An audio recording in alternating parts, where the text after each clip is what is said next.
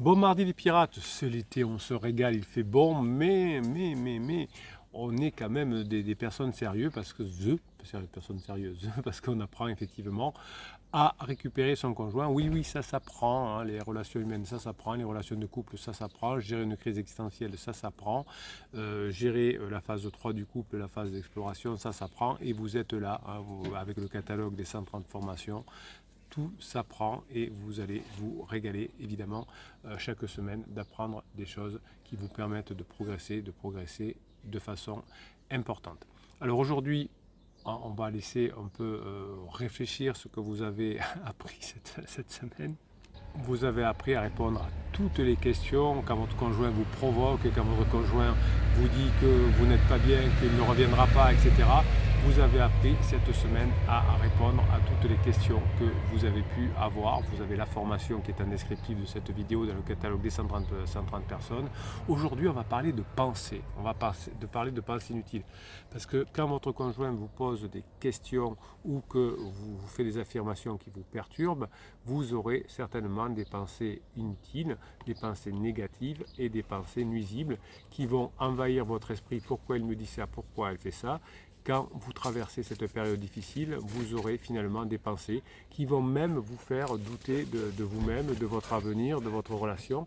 Et ces pensées vont vous empêcher de bien communiquer, de bien résoudre les problèmes et de vous épanouir. Alors vous avez une formation double qui s'appelle Maîtriser ses pensées et ses émotions qui vont vous aider. Aujourd'hui, on va voir à quoi servent ces pensées inutiles, d'où viennent-elles, comment les reconnaître et surtout quand votre conjoint est en crise, comment s'en débarrasser. Alors pour répondre à cette question, j'ai trouvé une histoire que vous m'aviez envoyée il y a quelque temps. Alors on va prendre, on va dire que c'est l'histoire de Julie, de Thomas. Alors j'ai changé les prénoms. C'était une histoire que vous m'avez envoyée, mais je vous l'avais jamais lue celle-là. Et c'est un couple qui avait d'ailleurs failli se séparer à cause de pensées inutiles. Et ils ont réussi à surmonter grâce à cette stratégie sensationnelle dont je vais vous parler à la fin de cette vidéo, qui s'appelle l'immunité cognitive. L'immunité cognitive. Donc Julie et Thomas étaient ensemble depuis quelque temps. Alors pas depuis longtemps comme peut-être vous, depuis 10, 15, 20 ans, mais depuis 5 ans, bien évidemment. Voilà, au bout de 5 ans, ils s'aimaient. Évidemment, ils avaient des personnalités différentes, des goûts, des valeurs. Ils avaient quelques projets communs, etc. Ils avaient des envies personnelles. Vous savez, on n'est pas 100% sur la même longueur d'onde, mais on n'est pas totalement différents non plus. Ils avaient des moments de complicité, ils avaient des moments de tension. Bref, rien d'anormal pendant la phase de sécurisation. Tous les couples ont connaissent des hauts et des bas. Pendant la phase de sécurisation, tout se passe bien. Mais un jour, Julie et Thomas ça me fait drôle de dire Julie et Thomas parce que je connais leur prénom, bon, se rendent compte qu'ils ne sont plus heureux ensemble. Et ils commencent à la fin de la phase de sécurisation, la partie de distanciation, à se disputer pour des broutilles. Et puis finalement, ils se parlent que de la maison, que du boulot. Ils ne sont pas d'accord sur le fait de faire des enfants, etc. Et ils ne se parlent plus que finalement, petit à petit, ça vous est arrivé aussi, que pour se reprocher des choses. Ils font l'amour encore, mais que par habitude. Et finalement, ils ont l'impression de ne plus rien partager.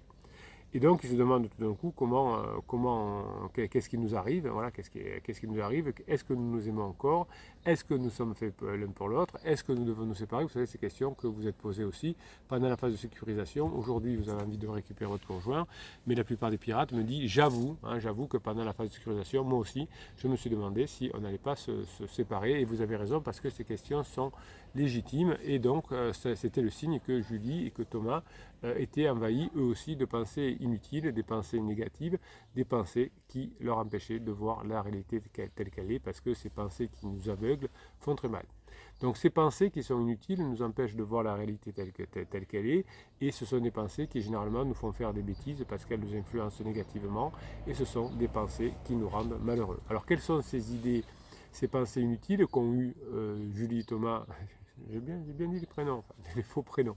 Eh bien, ce sont des idées négatives, des idées fausses, des idées nuisibles, pardon, qui vont paralyser votre esprit. Elles peuvent être de plusieurs types. C'est arrivé aussi à Julie et Thomas. Des passés catastrophiques par exemple, hein, c'est que vous avez quand vous êtes bébé pirate, c'est mort, c'est fini, notre couple est fini, notre couple est foutu, il va me quitter, je vais finir seul, il a dit qu'il ne reviendrait pas, elle a dit qu'il ne reviendrait pas, vous voyez, ce genre de pensée catastrophique. Vous avez des pensées qui vous aveuglent aussi, que j'appelle les pensées irréalistes. Ce sont des pensées qui correspondent évidemment pas à la réalité et qui sont basées sur des croyances erronées. Les hommes ne reviennent pas, les femmes ne reviennent pas, ils devraient deviner ce que je pense. Quand on aime un nana, il devrait être parfait. S'il m'aime, il devrait me rendre heureuse. S'il m'aime, ouais, tous ces genres de choses, pardon, des pensées irréalistes. Il y a aussi des pensées biaisées qui vous arrivent. Hein. Ce sont des pensées qui déforment la réalité ou qui ne tiennent pas compte des éléments d'une situation. Par exemple, il ne fait jamais rien pour moi, il me critique tout le temps, c'est toujours, c'est jamais. Hein, vous voyez, il m'ignore toujours, il ne me comprend jamais, c'est moi qui fais tout. Tout est de ma faute, tout est de sa faute, rien ne va plus, etc. Donc toutes ces pensées inutiles que vous avez eues, vous aussi, à un moment donné, ont fait que votre couple a vivoté, puis votre conjoint a senti que ces idées catastrophiques, ces idées erronées sur votre couple étaient des idées réelles et ont fait que votre conjoint est sorti de la phase 2 du couple pour entrer dans la phase 3. Donc si vous voulez récupérer votre couple, vous allez apprendre à passer directement dans la phase 4. Donc ces pensées qui sont inutiles, qui sont disruptives, on va dire, vont créer du stress, de l'anxiété, de la tristesse, de la colère, de la culpabilité. Ces pensées vont diminuer l'estime de soi, vont diminuer la confiance en soi chez vous et chez votre conjoint. Évidemment, ces pensées vont augmenter les conflits et les malentendus. Ces pensées vont réduire la communication, ces pensées vont réduire l'écoute, et vous et votre partenaire, vous êtes isolés, et vous avez finalement fini dans cette situation que vous êtes aujourd'hui, où il va falloir maintenant que vous remontiez la pente, que vous passiez en phase 4 et que vous soyez à nouveau très heureux. Alors, comment se débarrasser de ces pensées inutiles qui peuvent mettre votre couple à mal? Eh bien, c'est là qu'intervient ce que je vous avais parlé tout à l'heure, la fameuse stratégie sensationnelle que j'ai appelée l'immunité cognitive. L'immunité cognitive est un concept qui va vous permettre finalement de vous protéger contre les idées nuisibles, comme on se protégerait des virus ou des bactéries de notre système immunitaire. Donc l'immunité cognitive va reposer sur 3 principes. Le premier principe, c'est que vous arriviez à prendre conscience de vos pensées inutiles. Il faut apprendre à identifier ses propres schémas de pensée, pourquoi je généralise, pourquoi je minimise les choses, pourquoi je me rabaisse. C'est ces propres schémas de pensée qui sont négatifs et qui vont être faux et nuisibles et qui vont vous faire du mal. Donc le deuxième principe, ce sera de remettre en cause ces pensées inutiles. Mon conjoint a dit qu'il ne reviendra plus, est-ce que c'est vraiment vrai? Il y a un mois ou il y a 2 mois, il me disait qu'il m'aimait. Donc aujourd'hui, même plus. Aujourd'hui, il ne reviendra pas. Donc demain, il peut changer d'avis aussi. Donc le deuxième principe, c'est de remettre en question ses pensées inutiles et d'apprendre à analyser ses propres idées et à vérifier leur validité, leur pertinence. Oui, sur la chaîne du capitaine, oui, les personnes qui ont fait des formations, il y en a des centaines de témoignages qui sont revenus. Ce n'est même pas des personnes qui disent Bruno, il connaît des personnes qui non. C'est des personnes qui ont témoigné, qui ont raconté l'histoire sur le groupe Facebook qui sont là, sur les lives qui viennent, sur les commentaires des vidéos qui commentent eux-mêmes. Vous pouvez parler avec eux. Hein, c'est des témoignages qui existent, donc vous allez vérifier la validité et la pertinence de tout ce que je vous raconte dans ces formations et vous allez les mettre en place parce que ça va changer vos idées inutiles. Tati Janine qui vous a dit non mais les hommes ne reviennent pas, les femmes ne reviennent pas, c'est mort, laisse tomber, c'est parce que vous l'avez saoulé. Vous en parlez tout le temps à Tati Janine de vos problèmes, donc elle en a marre Tati Janine de vos problèmes. Donc vous allez remettre en place en question en tout cas les pensées inutiles. Et ensuite le troisième principe, ça va être de remplacer vos pensées inutiles, vos pensées qui vous font souffrir par des pensées utiles que vous aurez appris dans les formations. Il faut apprendre donc grâce aux formations à reformuler ses propres idées, adopter son point de vue positif, avoir un point de vue positif, réaliste et constructif, c'est ce que vous apprenez sur chacun des thèmes dans la réalité des formations. Alors comment appliquer ces principes dans la pratique? Alors Julie et Thomas ont fait ce genre de choses. Pour prendre conscience des pensées inutiles, on peut tenir un journal intime. Donc ce qu'ont fait à l'époque Julie et Thomas. Donc chaque jour, ils ont noté les situations où ils avaient eu des idées négatives sur leur couple ou sur leur partenaire. Ils ont aussi noté les émotions et les comportements qui étaient associés à ces idées. Donc faites ce travail. Vous notez chaque semaine ou tous les jours sur votre cahier, sur un cahier ou sur votre téléphone, les idées négatives que vous avez eues et les émotions qu'il y avait aussi avec.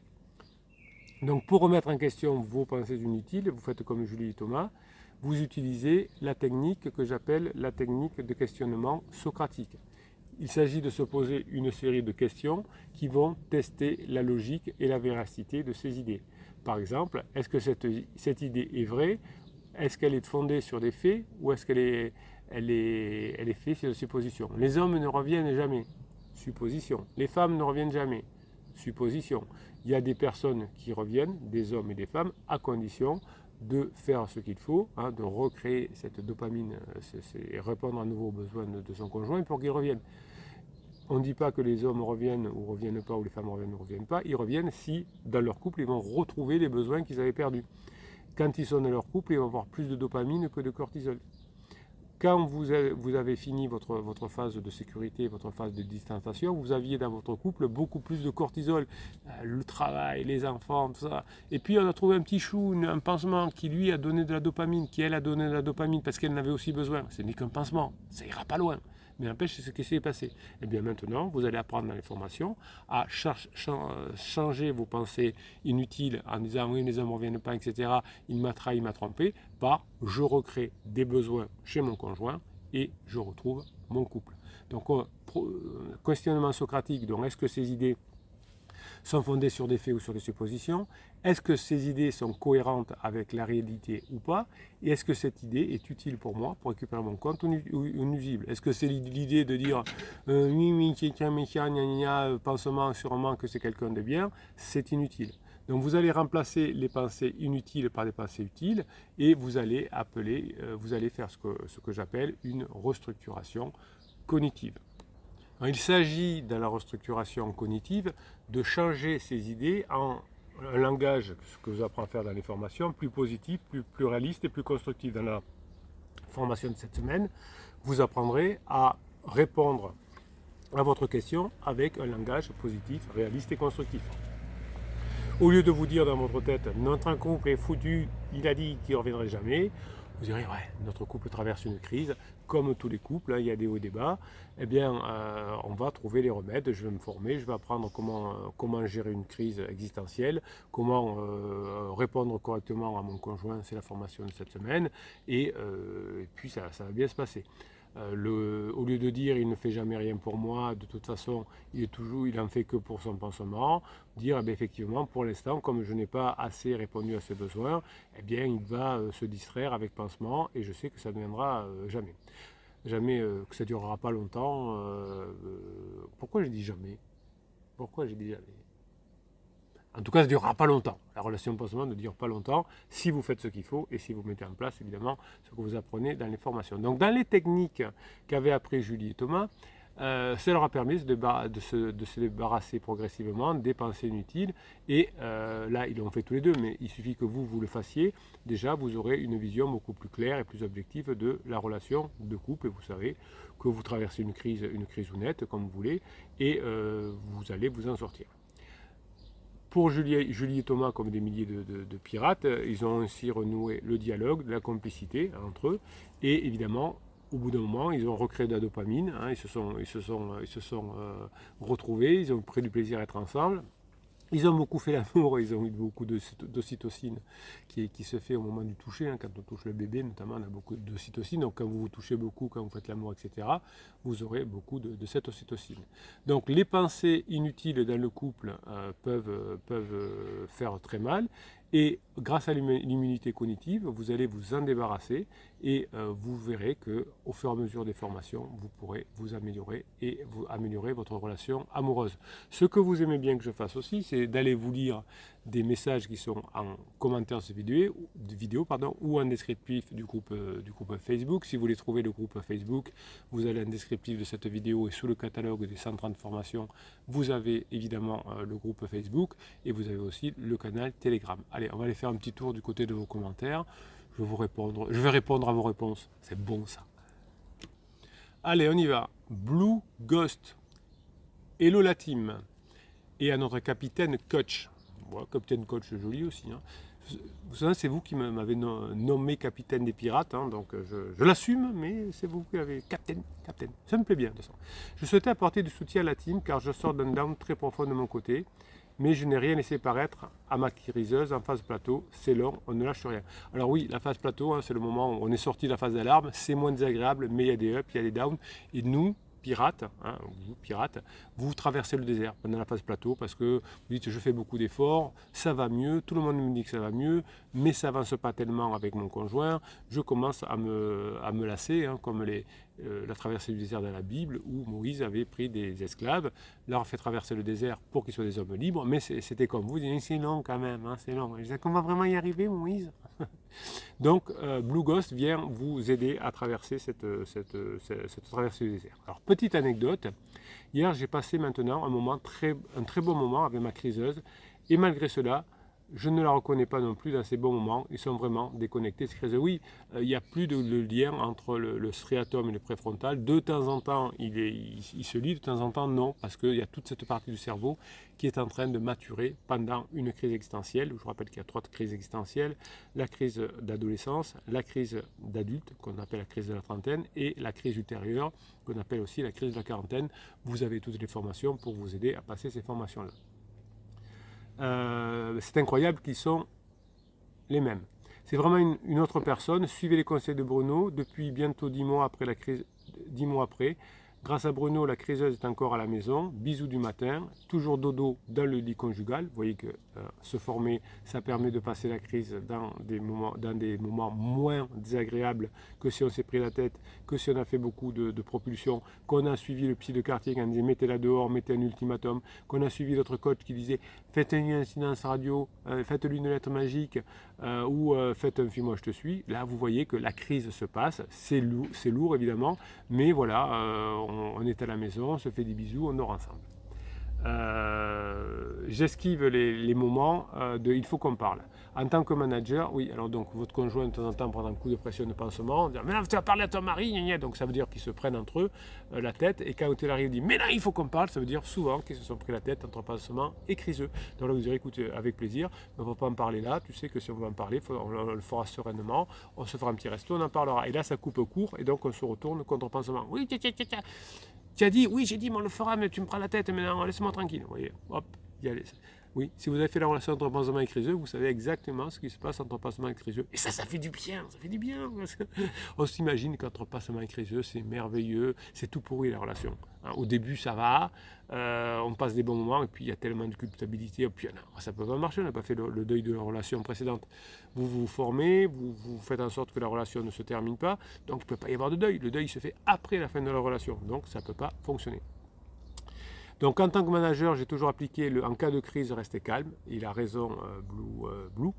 Ça aide vraiment. Protégeons la famille avant tout. Oui, hein, les formations vous aident à protéger votre famille, à éviter que les enfants aillent chez le psy plus tard et des troubles de l'attachement. Vous évitez que vos enfants souffrent en passant d'une semaine sur l'autre chez vous, d'une personne à l'autre. Et puis financièrement, quand on divorce, ça coûte une blinde. 20 000 euros la première année, 10 000 euros les années précédentes, suivantes. Ça vaut le coup de rester ensemble. Et en plus, on va vivre la phase 4 qui est la meilleure phase de notre vie. Il n'y a que des arguments à mettre en application ce que vous apprenez à les formations pour vos enfants, pour des raisons financières, pour le plaisir de passer en phase 4 et pour être fier de soi. Courage à tous pour traverser cette crise si fatigante. Heureusement que vous êtes là, les pirates, hein, vous soutenez entre vous, vous aidez à mettre en place les formations, vous êtes au top. J'ai également oublié de vous dire, dit Blue Ghost, hop, j'avais pas vu ça, que je n'ai plus de moment de sexe depuis 10 mois, et que c'est très dur, oui c'est très dur effectivement, et si tout le monde est dans le même cas, mais de mon côté, le contact cutané, un simple toucher de la main est repoussé, alors qu'elle m'embrasse tous les jours le matin. Alors ça dépend, oui, si ça se passe bien, vous êtes en train de boire l'apéro, si vous rigolez, si vous plaisantez, vous pourrez toucher. Mais si vous êtes dans la nuit, que vous essayez de prendre la main ou quelque chose comme ça ne marche pas. C'est pas la faute de votre conjoint, c'est que ça ne marche pas. L'autre jour, j'avais quelqu'un en coaching qui me dit « Oh, j'ai essayé d'embrasser mon conjoint le matin. » Il m'a dit « Oh, attends, je viens de me lever, je ne me suis pas lavé, j'ai pas lavé les dents. » Et c'était pas le bon moment de faire le bisou. Alors eux, ils étaient moins avancés que Blue Ghost, mais oui, c'était pas le moment. Enfin, ils couchaient ensemble, etc. Mais c'était pas le moment de faire le petit bisou. Attendez, voilà, on n'est pas pressé, hein, on maîtrise ses pensées, on maîtrise ses émotions. Ils sont vraiment déconnectés. Ces criseux, ben oui, c'est comme ça, hein, les criseux sont déconnectés, mais vous êtes bien connectés et vous allez y arriver. Crossfinger le kiff qui anime les messages du matin, les commentaires sur les vidéos YouTube. Bonjour à tous les pirates et aux capitaines. Séduction de gamme, luxe à la française à votre portée. Ce n'est pas de la séduction de chez Wish. Alors je crois que maintenant ça s'appelle Temu, quelque chose comme ça. Temu, c'est drôle, hein, Temu comme à la place de Wish. Elle n'est pas garantie sans biais cognitif car c'est impossible, mais avec des biais cognitifs contrôlés. Bonne journée à tous. Oui, on a tous des biais cognitifs. On essaye de les contrôler. Hein. Le but, c'est pas de ne pas avoir de biais cognitifs. On les a tous, on est tous humains, mais on apprend à les contrôler. Vous avez d'ailleurs une formation qui s'appelle Comment gérer les biais cognitifs de son conjoint. Grinta Jones, qui aussi anime le matin. Coucou les pirates amis, mon excellent capitaine. Devenir séduisant, oui, mais de façon haut de gamme. Oui, hein, ne soyez pas lourd dans votre séduction. Vous avez raison. Voilà. Donc, vous avez bien compris. Hein, pour avoir les bonnes réponses, pour passer la crise de façon plutôt agréable, eh bien, vous allez apprendre à gérer vos pensées inutiles, vos pensées négatives. Vous allez avoir une immunité émotionnelle qui vous donnera une immunité relationnelle. Passez le mardi que vous méritez. Si vous êtes en vacances, bonnes vacances. C'est l'été. L'été, on en profite pour se former. On en profite surtout pour progresser avec son conjoint. En tout cas, pour être prêt pour la rentrée. Vous aurez tout appris et vous serez dans les starting blocks. Contrairement au pansement, passez la journée que vous méritez.